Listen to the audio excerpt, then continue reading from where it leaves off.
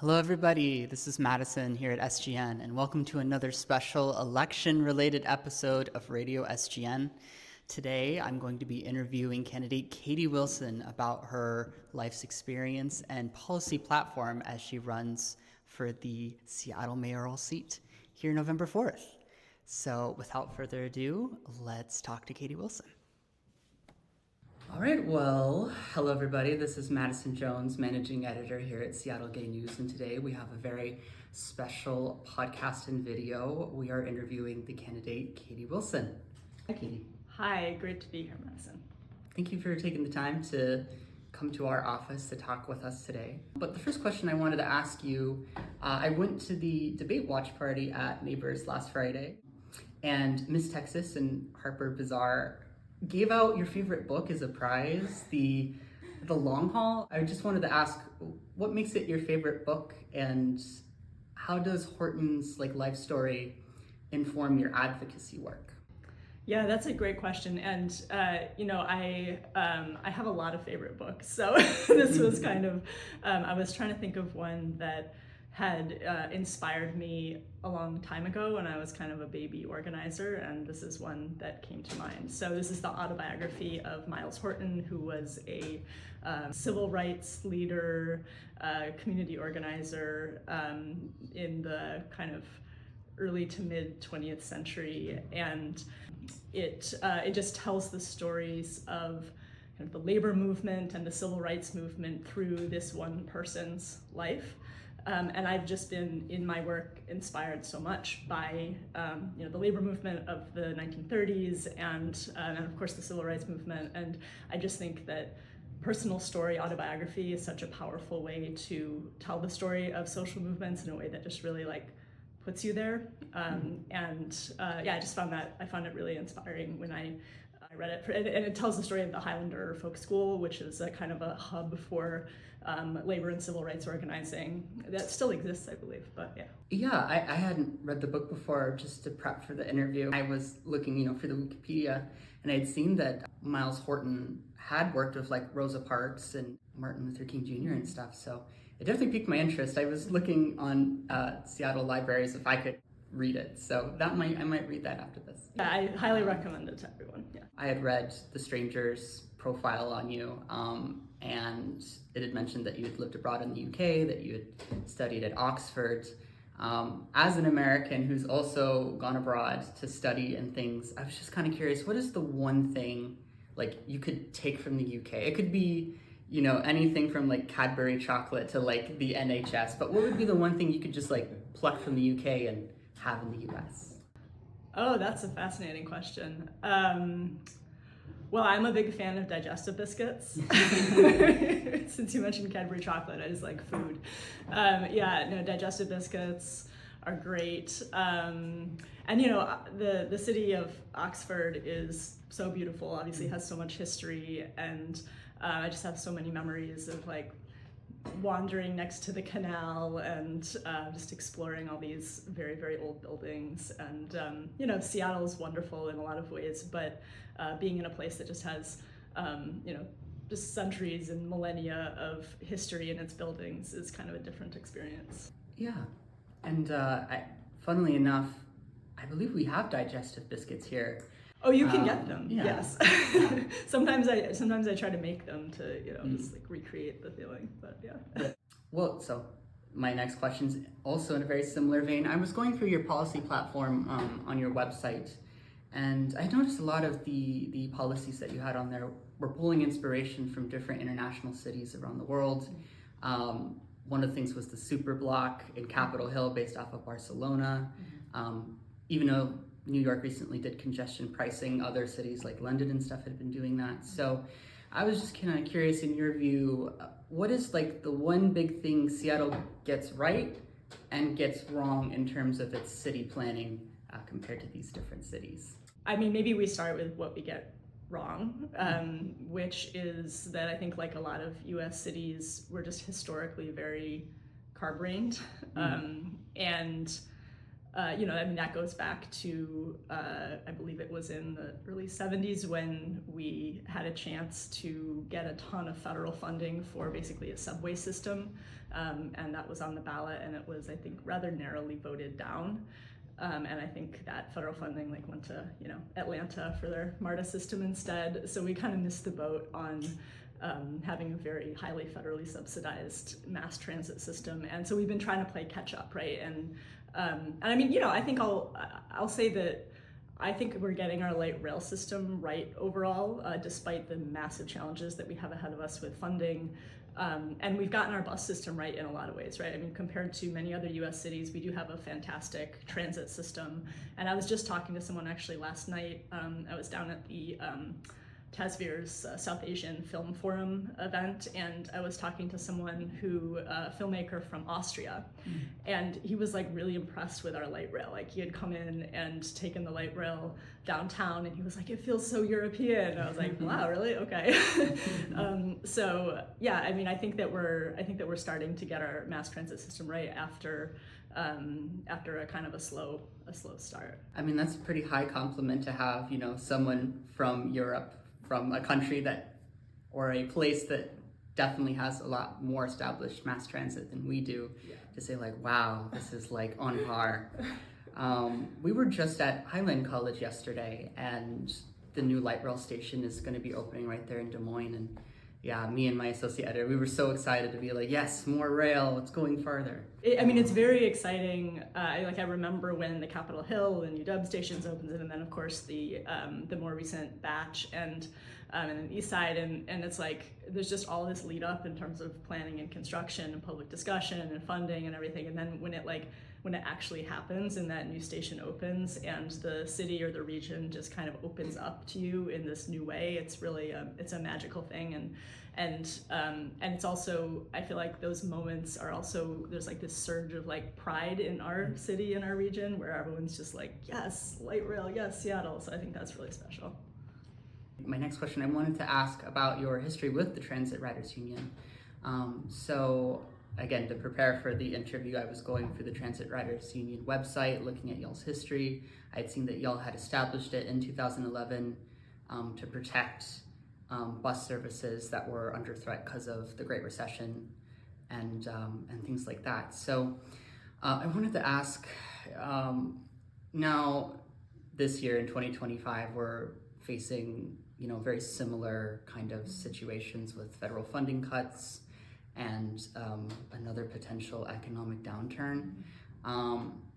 What lessons did you learn during that time at the beginning of the Transit Riders Union during the Great Recession? And do you have plans to kind of take those lessons you've learned into, if you were to become mayor, into how you would govern?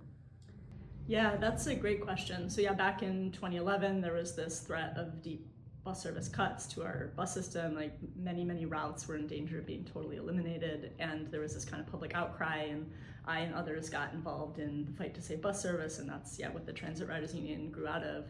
And I mean, really the big overall lesson from that is that organizing works, and when people come together around shared interests and use their collective power, build that people power, put pressure on elected officials, we actually can get some big things done, right? And at that time, there was a measure up before the King County Council to kind of prevent those bus service cuts, and that public pressure worked. Some cuts were still made, but it wasn't the kind of devastating cuts that had been planned.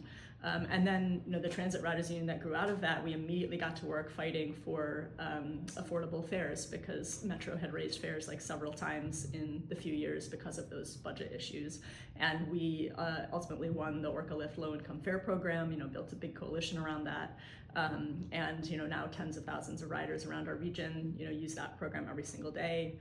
And I think, it's interesting thinking about the history of the Transit Riders Union, and also just kind of various movements in Seattle over the last 15 years, because it really is the case that it's often a big crisis that prompts a wave of organizing that then is able to win things, right? And I think about, the Transit Riders Union, when Trump first got elected in 2016, right, there was this just outrage and this energy, and everyone felt like we have to stand up, we have to resist, what do we do, right? And I mean, obviously there were a lot of things that grew out of that moment, but for us, we helped to build a coalition called Trump Proof Seattle, and we passed a high earners income tax through the city council, and big complicated story there, but basically for us it kicked off this whole wave of organizing around progressive revenue. And so it's kind of like, out of crisis, like good things can come, but it's about meeting that opportunity with disciplined organizing, right? Because I think another thing that I've learned over my career and the time that I've been an organizer and activist is that there's moments when people want to rise up and do something, and we all come out into the street, and like good things can happen from that, but also then everyone goes home, right? And so it's like, what is the structure that's capturing some of that energy and focusing everyone's energy toward real goals, whether those are like policy goals or other demands, and putting that energy behind it in a sustained way for a long time, in a way that's actually going to get results. And so that's kind of the work of organizing, and I just think that's so important. And there's lots of forms that can take, right? There's Transit Riders Union has a certain way of doing things, and then labor unions and other community organizations, there's lots of ways of organizing, but that's really how we win. Yeah, like the work doesn't end after election day and going home to brunch. There's still lots of work to be done. And I guess I think you'd asked kind of how does that inform how I imagine kind of being in the mayor's office, right? And I mean, I'm not going to stop being a community organizer and a coalition builder when I step into the mayor's office. And I know, from my own experience and from studying history, just how like the big structural changes that need to happen to build a society where everyone can thrive are not going to happen because politicians hand them down, right? They're going to happen because people are organizing and pushing from below. And I know how important that public involvement and support is in order to win those things. And so, from the mayor's office, I want to create that space for civic engagement and for community organizing to be effective in actually achieving those things. Funnily enough, that leads perfectly into this next question I had, which was actually something that Mayor Bruce Harrell said during our interview we had last week. We were asking him about the label of being the moderate and progressive, and how he viewed that. And he had kind of pushed back on that label, saying, he'd supported certain progressive policies and that he was one of the most progressive guys there is. I mean, folks can look at his track record and make the decision for themselves whether or not they believe that is true. But I wanted to give you an opportunity to have the same question of, what does progressivism mean to you, and what does it mean for a politician or an organizer to have progressive values? Yeah, this is such a big question and a hard one to answer in just a few minutes. But I would say, to me, progressivism, it recalls historically, right, the progressive movement of the very early 20th century, right? And to some extent, I think our kind of progressive movement, such as it is today, shares some of the goals and the values of that early progressive movement. But I think it's, and really at its base, it's the word, right? Progress, right? It's the sense that we can get better collectively, and that's not, the sense that there's a direction that we're all trying to move in. Well, maybe I can help frame it this way. Yeah, so sure. he gave it, any political candidate is going to have a mix of more kind of progressive or more conservative policies. No one candidate's going to be like purely super progressive on everything per se. So, he gave examples of more progressive policies he supported, but does that, I'm just kind of curious from your perspective as an activist who's had kind of, and is also kind of framed as the progressive candidate in this election, where does that line fall as far as can Bruce say he's a progressive? I know that's a hard question to answer. I think what I was trying to get at is that, and I suppose it makes sense to contrast progressivism with conservatism. I guess I would say, I think, in the last election when Harrell was elected, 2021, right? He was elected around issues of homelessness and public safety. And I think that the vibe of that election was very much a government should return to basics, right? The job of the government is to make sure that the potholes are filled and to make sure that everyone's safe. And it was this a little bit minimal, not particularly ambitious in the sense of societal transformation picture of what the role of government should be. And I think that was the kind of the vibe at that moment, and what the moment that he was kind of elected in. And so in that sense, and I think if you look at what he's done in this term, right, there's nothing particularly transformative or progressive or ambitious that he's tried to do. And I think the fact that he's, in contrast, progressivism, being a progressive right now, I think it does mean having this bigger vision of actually we need to be, the word activist, right, it has been thrown at me as a negative thing, but it's no, it is about we need to be active in trying to transform society, and we have a vision for how to do that, and we're making things better in a way that is kind of historically new, right? History kind of has a direction. We're not just kind of caretakers. And so in that sense, I think it's interesting that he's now feeling like he has to cast himself as the progressive in the race. And it was funny, in the first candidate forum of the general election up in Heller Lake, one of the questions that they asked was, are you to the left or to the right of your opponent? And he said that he was to my left, which I think is something that no one would think is actually the case, right? But I think it just shows the moment that we're in, and I think that people are looking for vision and for a new kind of leadership, and I think he's realizing that he has to kind of cast himself in that mold in the context of this election. This episode is sponsored by Seattle Gay News. If you didn't know, we're the third oldest queer newspaper in the country, having provided the latest ongoings in our local community for over 50 years. We've gone through a lot of turmoil in the past, covering the AIDS crisis, the recession of '08, among many other challenges. But right now, however, we're going through an unprecedented period where companies that previously advertised with us have withdrawn their support in their finances. We're under more stress to keep the lights on than we've ever been before, which is a shame, as this is coinciding with a new wave of trans, non-binary, and genderqueer leaders coming into our newsroom and creating great work with us. We want to be a bridge for the next generation of queer journalists. And with your support, we can achieve that mission and reach our fullest potential, creating more stories, art, and culture for King County locals in the process. We'd love for you to donate if you can. But even if you don't have much to give, simply checking on our website every week and reading the work of our incredible journalists, that'll help us sustain the next 2, 5, 10 years of our future. Simply go to www.sgn.org. Once again, that's www.sgn.org to read the best from a local queer institution. Now back to the show.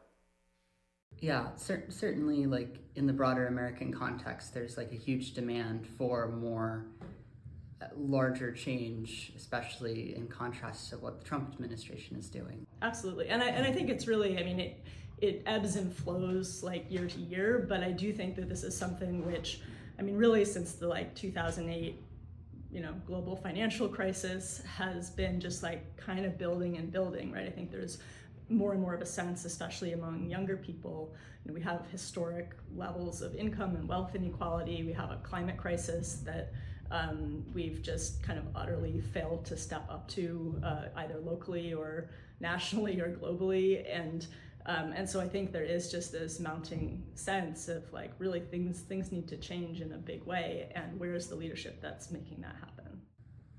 Gotcha. I'm trying to be mindful of time, so I'm going to try to ask these a little bit more quickly. We are an LGBT newspaper. We've been around for 51 plus years, and Seattle as a city is an undeniably queer place. Over 3% of Seattle households are same-sex couples, the largest proportion among all the cities in the United States, and 17% of our residents identify as LGBTQ. if you were to become mayor, what would your administration do to ensure that the LGBT community, as well as other marginalized groups in the city, have a proper seat at the decision-making table? Yeah, I mean, I think this is so important, and I mean, a lot of this is about building relationships and then actually like maintaining and developing those relationships and making sure, because we have so many organizations that are rooted in the LGBTQ plus community and that have expertise and great ideas about ways that the city could be a better partner in keeping people safe and making sure that we have affordable housing, and making sure that people aren't being displaced from Capitol Hill because it's so expensive to live here, right? So there's so many things where that partnership between the people who know what the LGBTQ plus community, other communities need to actually be at the table at the city, helping to develop those policies and programs and making sure that city resources are being directed to them. So I'm absolutely committed to doing that work, and it's been really great in the course of this campaign to sit down and get to know some organizations that I hadn't met with before, like Lavender Rights Project, I think is doing some really great work. And I'm really looking forward to like continuing to develop those relationships. I think there's also, we have an LGBTQ commission at the city. There's a lot of boards and commissions, and I used to serve on the Transit Advisory Board. And I know there's often a sense that from people who serve on these bodies that often, I'm not sure how much they feel that their input and expertise is really actually ultimately being used by the city. Sometimes it can feel like it's a box checking exercise, or things are just kind of like presented once they're already a done deal. So I also want to make sure that we're really leaning on, like when we're creating those ways for people to give that formal input into city proposals, that's actually a real process, and we're actually really listening to what people are saying. Gotcha. I'm so glad to hear that, you're having this connection with those groups. We've, as a newspaper, I've also been developing those relationships. And we have so many wonderful advocacy and nonprofit organizations that work in that stuff and work with the city to create those spaces. I'm going to try to do a little bit of a lightning round, if that's okay. So real quick, just something that like popped on my radar looking for your platform. I saw that you were proposing a local news dollars program, and I was just kind of curious what had inspired you to add that to your platform, and what role does community media play more broadly in your view for like combating misinformation and raising media literacy? Yeah, I'm so glad that you brought this up, because this is something that I'm actually really excited about, but I don't spend a lot of time talking about during the campaign, partly because it just like takes a while to explain, so it's not a good like soundbite for a debate or something. But yeah, this is an idea that I actually started working on several years ago now, in partnership with Marcus Harrison Green, formerly of the South Seattle Emerald, and others. And basically the idea is that we don't really have a sustainable funding model for local news outlets in the 21st century, right? Back before the internet, right, there was newspapers, and they were generally funded by like classified ads, and it wasn't necessarily a great system, but it like kind of worked. And then with the rise of social media and the internet, kind of ad revenue is getting soaked up by these social media companies, and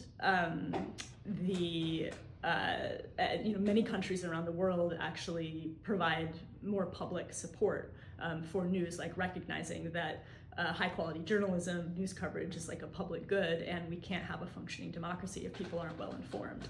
So what happens now is that people often just the high quality news is behind paywalls, and so then people are just getting the kind of pink slime, or the free news is kind of low quality misinformation. And so the idea here is to create a public funding stream for local news outlets, but then have that money be allocated through a mechanism kind of like the Democracy Voucher Program, where individual residents can allocate some funding to the news outlets of their choice. So it's not the government deciding who gets the money. And I think this would just be like so cool. And part of why I got this interest in this idea is because I've done a lot of writing for local publications, and I just noticed over the years that the number of outlets where you could like get an op-ed placed was just like dwindling, right? We used to have 2 daily newspapers, we used to have 2 alternative weeklies, now we just have 1 of each. And so that kind of public discourse that is so important to democracy and to just like being able to be engaged in your community, you need to know what's going on, right? And so I think this is just a really cool idea, and it's something that I really hope to be able to pursue. Yeah, I mean, as soon as I saw it, I was like, really like, wow, that's a great idea. I love the Democracy Vouchers program that we have in the city. I think it's really great that we can allow, average citizens to be able to like contribute financially to institutions that they believe in does good work. So yes, I mean, yeah, love that idea. We have still just a little bit more time, so I just have 2 more questions. Sure. So a little bit of recent news yesterday. I don't know if you heard the Black Lives Matter mural over on Pine Street, just south of Cal Anderson, was vandalized with paint and things. I hadn't heard that. Okay. I wanted to ask, I think, this situation is kind of emblematic of a broader trend right now in America and Seattle of a backlash against, DEI related things, whether it be, the city doing art murals or, a school district supporting certain curriculum or what have you. And I just wanted to get your insight on what can Seattle do better to ensure that all communities that live here feel safe and welcomed in spite of this trend, both societally and from the Trump administration. Yeah. I mean, I think first of all, we just need to be really clear that we stand up for our values, right? And we're not going to compromise just because there's pressure from the federal government. And we're not going to be cowed just because there's, threat of losing funding, right? Like what do we have if we're not actually standing up for our people and protecting people? So that's the first thing. And then I think we have to prepare for, to actually keep people safe, right? And that can mean many different things, but, that can mean if, trans folks are feeling unsafe, like getting home from the bar or something like that, right? Like what can the city do? What programs can we have that can help with that, right? And, we have people moving here from all over the country because they're coming from places where they're not safe and not respected. What can we do to make sure that the city is somehow helping people to navigate our very difficult housing market and job market, right? And so it's like we got to kind of put our money where our mouth is and actually work with community to figure out what are the interventions that the city can make to support people. Gotcha. And I'm just going to ask a little follow-up before we go to the last question. I was just curious, with Trump, the things that he's been doing like in Chicago and Portland and LA, if it were to come to that point for Seattle, is Trump the kind of politician, president that can be negotiated with, to be diplomatic with? But I asked that question because Bruce Harrell in his answer kind of gave a little bit of both, where he said, like, we got to stand up to bullies, but he also said there needs to be a more experienced candidate in the mayor's office to be able to be diplomatic. And I found that as an interesting take, and I wanted to get your sense on that. I don't think that negotiating with Trump is what we're talking about here. I mean, diplomatic is probably not the word I would use, but I think it is, it's about being smart, right? And what that means is that we have to do everything we can to keep people safe and to not bow down and to fight. And also, we want to do that in a way that we're also not escalating unnecessarily, right? Because if Trump does send federal troops in, and this is why it's so important, I think, for the mayor's office to have really strong relationships with community groups and with folks who might be organizing counter protests, for example, right? Because we absolutely want people to stand up and exercise their free speech. And we want to work together in a way that we're doing that does keep people safe and that's not giving Trump like the fireworks that perhaps he wants, right? The conflict, the escalation. And so, yeah, I don't think that's a matter of like diplomacy, like we're gonna like meet with Trump in a room and hash things out, right? But it's just a matter of being smart about how we're standing up. The last one I wanted to end on is a little bit different in tone. You have a daughter, and you're raising a family here in Seattle, and I kind of wanted to ask a two-part to end off. One, How is it raising a family here in Seattle? Is Seattle still a good place to raise a family? And still have a long way to go, but once your daughter turns 18, graduates from high school, what kind of Seattle would you want there to be for her when she becomes an adult? Yeah, that's a great question. So yeah, I have a 2-year-old, and she's amazing, and it's hard, right? I think it's very clear that Seattle's not a city that is supportive of families and children in the way that it needs to be. You know, there was a article fairly recently in the Seattle Times showing that the median income for a married couple with kids in Seattle is now over $250,000, and they even like stopped publishing the exact number at that point because they're just like, it's really high. And what that tells you is that working families, folks who don't make that much money, just are moving out of the city, right? Or people are choosing not to have kids or whatever, right? And that's just really very, very troubling, because we can't have a thriving city if, you know, the folks who work here in lower wage jobs are having to commute in for, you know, an hour and a half each way just to get to their job, and aren't actually able to be part of this community. And so that's part of why, like, childcare and really that whole kind of arc of a child's life from when they're born to, you know, when they embark on some kind of career, right? I think the city needs to really create a roadmap for how we can be more supportive in that whole process.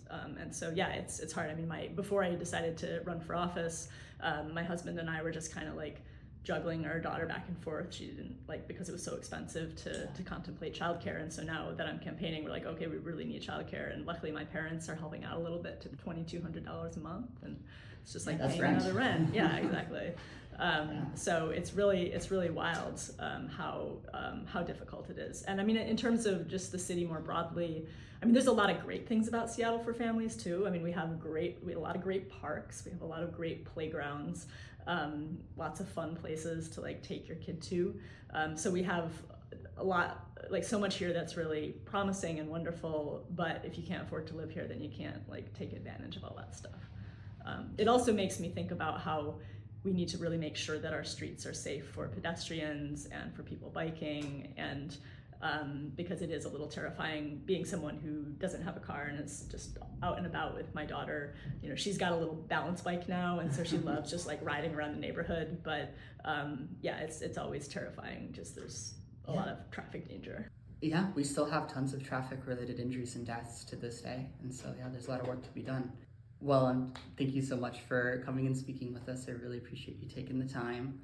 I did have a little bit of a surprise, if it's okay. So we had, of course, interviewed Bruce Harrell, and we were in the process of picking out our endorsements. And, you know, we wanted to talk to you sooner and get the word out sooner. But, you know, comparing both Bruce Harrell's and your policy platforms and things that you stand for, really what especially the LGBT community needs right now in the city, considering all the things that's happening, and some of the unfortunate things that happened during Bruce Harrell's administration. We wanted to just come out on camera right now and just say that we're more than happy to endorse your campaign for mayor. Thank you so much. That means so much to me. I just really appreciate the support, and yeah, so looking forward to working with you all as mayor. Yes, I'm so excited. All right, thank you so much, Katie. Thank you all.